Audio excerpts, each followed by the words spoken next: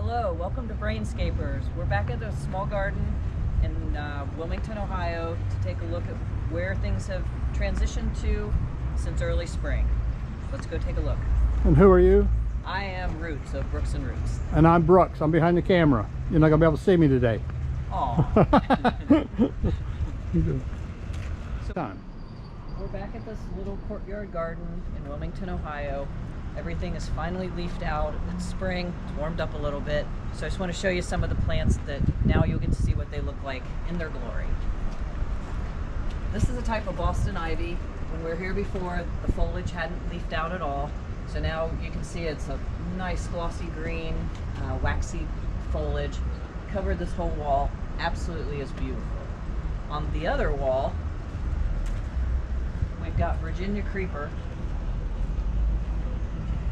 which also was just a vine without any foliage on it at that point.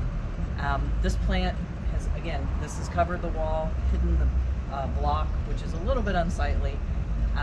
Totally makes a nice cover up for it. This one will turn bright red in the fall for fall color. So two really cool plants, one on each side. And then if you remember, these are the holly that were struggling before, but as you can see, they put on tons of new growth, look exceptional, just have come back really, really well. Then we'll walk down into the courtyard.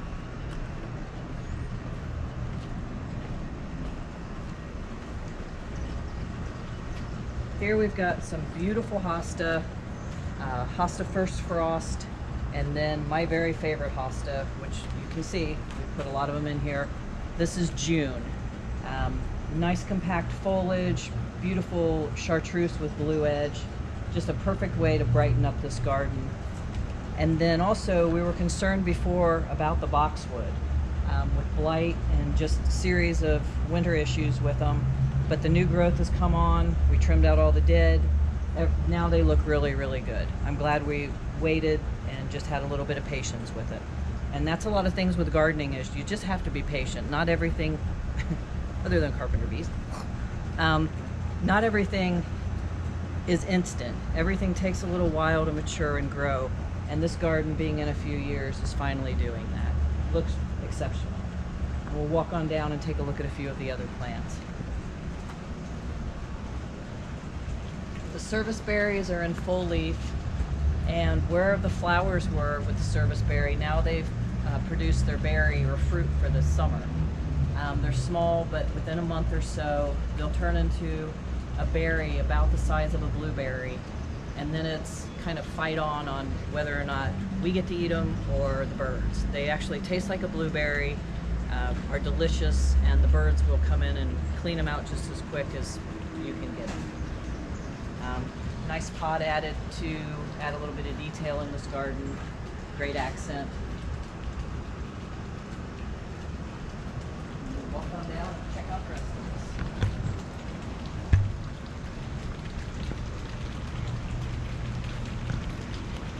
this. Our little ornamental tree is finally leafed out. This is a Carolina silverbell. Beautiful small ornamental tree. We'll have small white flowers on it, followed by berries, so that adds another layer of interest in the summertime. This hosta here is Crosa regal. It's another one of the blue foliaged hosta. We'll have large white flowers in the summertime, but a great color accent with Pachysandra or any other dark green color that you put it in contrast with. So this garden is wonderful with a variety of different hostas, different evergreens, things that just kind of soften it and give it a very tropical look.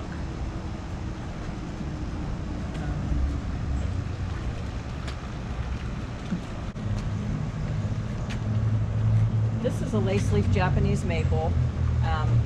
Japanese maples, at least around here, do tend to have a little bit of winter dieback. The normal process for just cleaning them up is you come in after everything is leafed out and you just pinch off or clip back any of the dead growth. Won't hurt them a bit, and will make them look a lot nicer for the summer.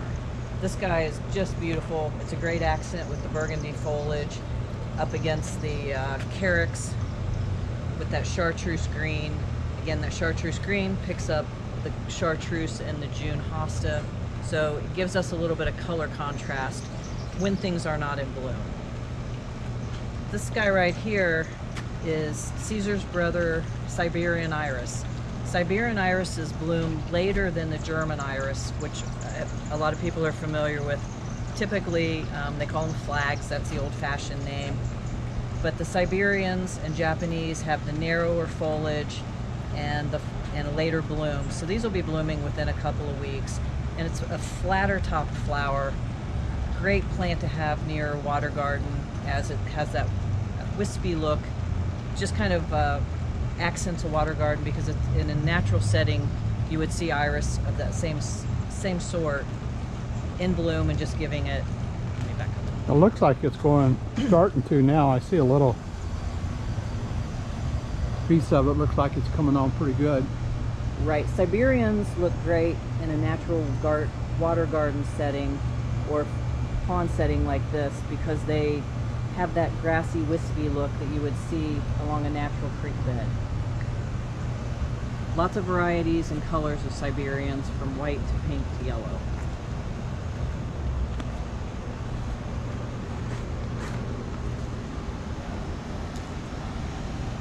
Another great hosta, this is Big Daddy.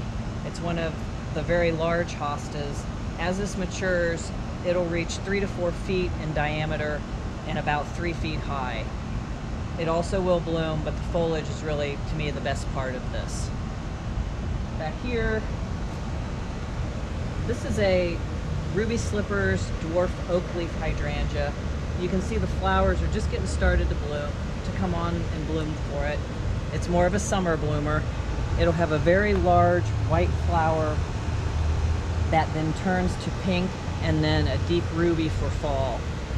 The foliage on this in the fall will turn a red purple.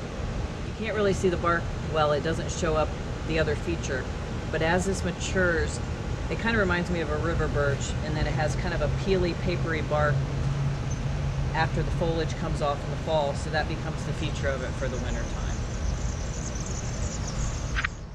Brooks came in and worked on cleaning up the water feature and the clay pavers, and also the slate, the flagstone. He didn't overdo it with the pressure washing. He just cleaned up the things that really needed it, anything that was slippery, the creek rock along the edges of the walls, but it just kind of freshened up the whole look.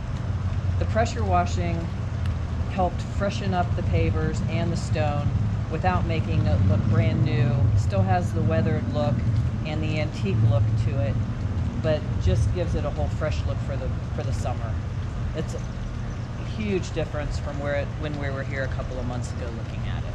Really impressive. Favorite color for the gentleman who owns this garden is red, so these are a dwarf red carpet. This is the only area, there's a very small area of this garden where we actually get enough sunlight to support something like roses. So these guys will have a really nice small red flower for the summertime. Nice accent for the back of the water feature. Here we have some Wygelia, and they're already starting to flower. You can kind of see the red trumpet-shaped flowers on these guys. As these get bigger and more flowers come on them, they actually become a great hummingbird plant or hummingbird food. So this is early in the season for them, but they're just getting going. If these were planted in full sun, they would be in full bloom right now, but because of the shade factor of this garden, these are a little bit later to bloom. Another great plant in this garden is Pachysandra. Pachysandra is a ground cover that is evergreen, which everyone loves because it gives you something year-round. The new growth on this is a beautiful light green, and as you can see in this shady location, it spreads and fills in, covers the ground, cuts down on the amount of mulch that's needed in this garden, and just gives a really nice soft look to it. A lot of ground covers are what I would consider invasive, or they actually cover the ground. So euonymus, English ivy will just take over, crawl up walls, crawl up trees. Pachysandra will not. It stays low, compact, and just has a really nice look to it. It also can take a considerable amount of sun and still do perfectly fine. It will flower a small white flower, which is fairly insignificant. It's the foliage that we're going for with this plant. And this is a great example of what it looks like when it's doing well.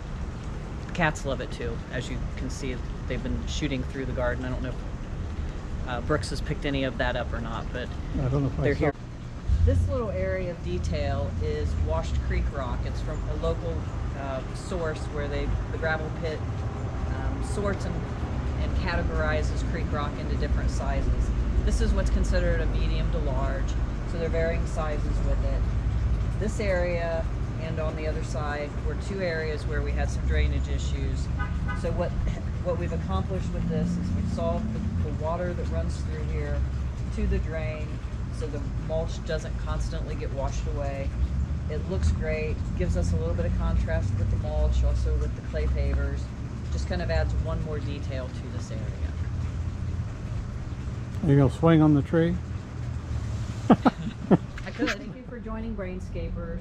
I'm Roots, that's Brooks.